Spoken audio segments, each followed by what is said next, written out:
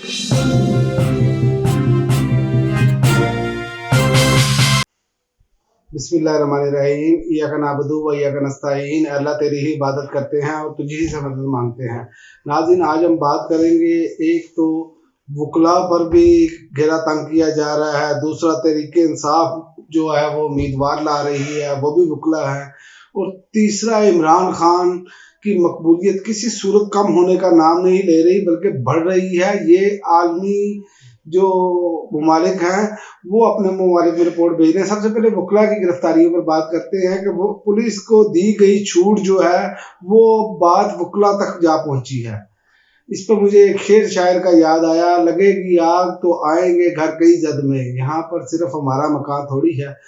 तो ये जो तरीके इंसाफ के खिलाफ जो आइन और कानून से हटकर क्रैकडाउन किया जा रहा था, जिस पर तमाम बड़े कानूनदान एतजाज एहसन साहब, लतीफ़ खोसा साहब, ये सारे बात कर रहे थे, वो इसी पर इसलिए बात कर रहे थे कि ये बात बढ़ते बढ़ते आप देखें कि वकला तक जा पहुंची है। लाहौर की अदालतों में वकला ने पुलिस का दाखिला बंद कर दिया है, और तरीके इंसाफ के बाद जिन लोगों को तरीके इंसाफ से ताल्लुक भी नहीं है उनके खिलाफ भी वैसे ही कार्रवाई की जा रही है। चूंकि वो सियासी तौर पर मुस्लिम लीग नून के साथ नहीं है, इसलिए उनके साथ ये सारा सलूक किया जा रहा है।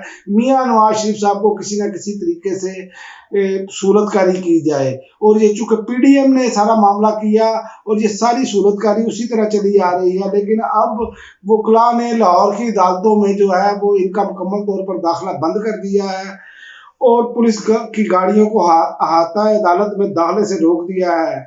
यकीन करें, ये जो काम हो रहे हैं अवाम में बेचैनी बढ़ रही है। याद रखें, अवाम में इस कदर शदीद बेचैनी बढ़ रही है कि कोई मालूम नहीं है कि जिसको मर्जी तरीके इंसाफ का डिक्लेयर करके उसके घर पर छापा मार लिया जाए, चादर और चार दीवारी का तकद्दस पमाल किया जाए, ये चीज़ें हैं। और दूसरी जानिब आप देखें कि पीडीएम की हुकूमत के लगाए अफसरान अभी तक उहदों पर काम कर रहे हैं और इन्होंने इलेक्शन की तारीख भी सुप्रीम कोर्ट ने दे दी है। अब सवालात तो यहाँ पर उठते हैं और चीफ जस्टिस साहब को इस बात से पर नोटिस लेना चाहिए, क्योंकि उसकी वजह ये है कि ये कैसे साफ और शफाफ इलेक्शन होंगे कि जब सारे लोग ही उन्हीं के बैठे हैं। ये वो लोग हैं जो दुश्मन की हद तक जो जाके हैं वो कार्रवाइयां कर रहे हैं। खासकर आप देखें पंजाब और केपीके में, पंजाब में मुस्लिम लीग नून के सारे लोग बैठे हैं, मैं पिछले व्लॉग में भी बता चुका हूं, और पीडीएम की ही हुकूमत के जो जिसको इमरान खान ने जिस पुलिस को 9 साल का अरसा लगाया ठीक करने में, ये फजलुर रहमान ग्रुप के आने के बाद, इनको लोगों को इक़्तिदार देने के बाद देखे इन्होंने कितनी देर में उसी पुलिस का बेड़ा गर्क कर दिया जो तक चादर और चार दीवारी का तकद्दस पमाल कर रही है। इसी तरह पंजाब में सूरत हाल है, इसी तरह साफियों पर भी क्रैकडाउन है। खुदारा होश के नाखुन ले, ये तो कोई बात ना हुई, ये तो आप मुल्क को बेहतरी की जानिब तो नहीं लेकर जा रहे, ये तो इंतशार की जानिब लेकर जा रहे हैं। लोग डाकुओं की बजाय अब इन लोगों से तहफ़्फ़ुज़ चाह रहे हैं कि हमें किसी तरीके से तहफ़्फ़ुज़ मिले, क्योंकि ये ना अदालतों की मानते हैं, अदालत जमानत देती है, बाहर से गिरफ्तार कर लेते हैं। जहां तक के आपके सामने मिसालें मौजूद हैं कि केपीके के जो एसएचओ थे, उन्होंने बाकायदा तौर पर ये कहा कि मैं तो गिरफ्तार करूंगा चाहे मुझे जितनी मर्जी सजा मिल जाए। ये भी हमारे सामने के वाकयात हैं। तो जब यहाँ तक कानून और आइन की खिलाफ वर्जी हो रही हो तो ये मामलात बढ़ेंगे, इससे बेहतरी नहीं आएगी। और दूसरा मैं आपको बताऊं कि तहरीके इंसाफ जो है वो वकला को ही उम्मीदवार ला रही है, और ये भी तारीख में पहली मरतबा होगा कोई जमात पाकिस्तान की तारीख में किसी जमात में सबसे ज्यादा वकला को टिकटें मिलेंगी। और मेरी इतलात के मुताबिक जो बावसूख ज़राए से पता चला है, ये 100 से ज्यादा भी तादाद हो सकती है वकला की इलेक्शन लड़ने में। और ये पहली असम्बली होगी, आप याद रखें कि अगर तरीके इंसाफ जीत कर आती है तो सबसे ज्यादा कानून को समझने वाले लोग असम्बली में मौजूद होंगे। तो ये अगर ये सोच रहे हैं कि हम, चूंकि जो प्लान है कि उम्मीदवार उठाए जाए जो भी तरीके इंसाफ के साथ खड़ा है, तो इसके लिए भी मैं आपको बताना चलूं कि इमरान खान ने एक हल्के में 8 उम्मीदवार है बैकअप पर। तो ये क्या करेंगे, किस किस को उठाएंगे, ये पूरा मुल्क ही अंदर कर देंगे? तो ये ऐसे मुमकिन नजर नहीं आ रहा। ये शिकस्त यकीनी है मियां साहब की, चाहे जितना मर्जी जिसके मर्जी कंधों पर लाकर बिठा ले, ये आपको मैं बता दूं, आखिरकार ये होना है कि मियाँ साहब के नीचे से जमीन ऐसे खींचनी है, सिरकनी है कि इनको पता भी नहीं चलना इनके साथ हुआ क्या है। ये जो बहुत जमहूरी बनते हैं, जो ये जमहूरियत का गला घूंट रहे हैं, इससे पहले पीपल्स पार्टी ने घूंटा और अब ये गला घूंट रहे हैं। इसकी वजह ये है कि ये लोग जमहूरी नहीं है। जो जमहूरी थे वो दुनिया से जा चुके हैं। ये वो डिक्टेटर्स की पैदावार है जो सिर्फ अपना इक़्तिदार चाहते हैं हर सूरत। इसीलिए आज बुकला बिखरे पड़े हैं। ये देखेंगे आप कि जैसे ये चलते जा रहे हैं, खुदा ना खास्ता ये खतरा महसूस हो रहा है कि लोग इस इंतशार को जो बढ़ेगा इंतशार, तो लोग सड़कों पर होंगे कि खुदा रहा अभी इस मुल्क की मैशत ठीक नहीं है। IMF आपसे डिमांड कर रहा है कि आप साफ और शफाफ इलेक्शन कराएं। क्या ये साफ और शफाफ इलेक्शन होंगे? क्या इसको कोई दुनिया में माना जाएगा? सारे लोग इनके लगाए बैठे हैं जो इनके इशारों पर नाच रहे हैं उंगलियों के।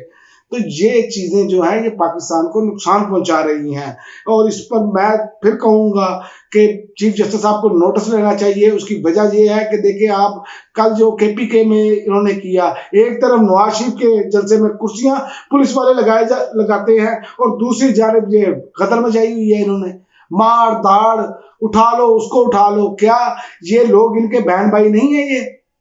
ये जो अवाम है ये इन्हीं में से है ना। तो इनको ये सोचना चाहिए कि हम क्या कर रहे हैं, कि मियाँ साहब के एक हुक्म पर आप जो बेड़ा गर्क कर रहे हैं इस माशरे का, इस मुल्क का, इसके निज़ाम का, तो वो तो पाकिस्तान के लिए नाकाबिल तलाफी नुकसान है। तो ये मैं आपको बात बता दूं, आखिर में खुशखबरी देता चलूं कि इमरान खान फिर भी जीत रहे हैं। ये मैंने पिछले व्लॉग में बताया था कि सर्वेज जो है इंटेलिजेंस इदारों के, वो भी इतलात आ रही हैं कि इमरान खान के हक में है। और दूसरा मैं आपको ये बता दूं कि इमरान खान के हवाले से जो दूसरे ममालिक हैं उनके सफारतखाने ये रिपोर्ट्स भेज चुके हैं अपने ममालिक में कि इमरान खान ही सबसे मकबूल लीडर है, इमरान खान ही की हुकूमत बनती नजर आ रही है, ये चाहे जो मर्जी कर ले। तो इसलिए इनको ये आखिरी चूंकि फाइनल राउंड चल रहा है तो ये हर किस्म का हथकंडा इस्तेमाल कर रहे हैं। इन्होंने तो भाग जाना है भाईजान अपने मुल्क में, वापस अपने भाई वतन में। ये तो हुकूमत करने आते हैं पाकिस्तान। जब भी हुकूमत से बाहर होते हैं आप देखें बरतानिया बैठे होते हैं ये, या अमेरिका बैठे होते हैं। ये हुकूमत जब भी आएगी किसी और की तो ये बाहर भाग जाएंगे। ये याद रखें आप कि इनका ये तरीका वारदात है। आप देखें फवाद चौधरी को उठाया गया हुआ है, सिर्फ क्या है कि प्रेस कॉन्फ्रेंस करवानी है, क्योंकि फवाद चौधरी बेहतरीन बयानियां बनाते हैं, वो मीडिया पे आके बेहतरीन तरीके से गुफ्तगू करते हैं। असल वजूहात ये हैं।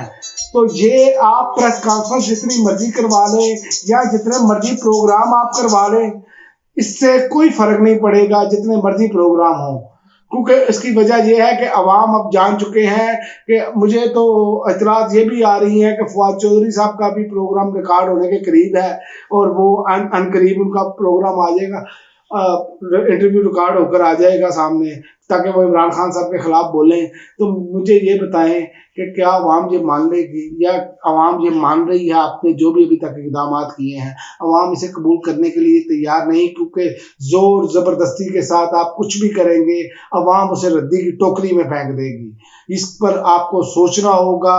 इस मुल्क को जो डायरेक्शन है उसकी सही करनी पड़ेगी और जो अवाम चाहते हैं फ्री एंड फेयर इलेक्शन, आपको उस तरफ जाना होगा।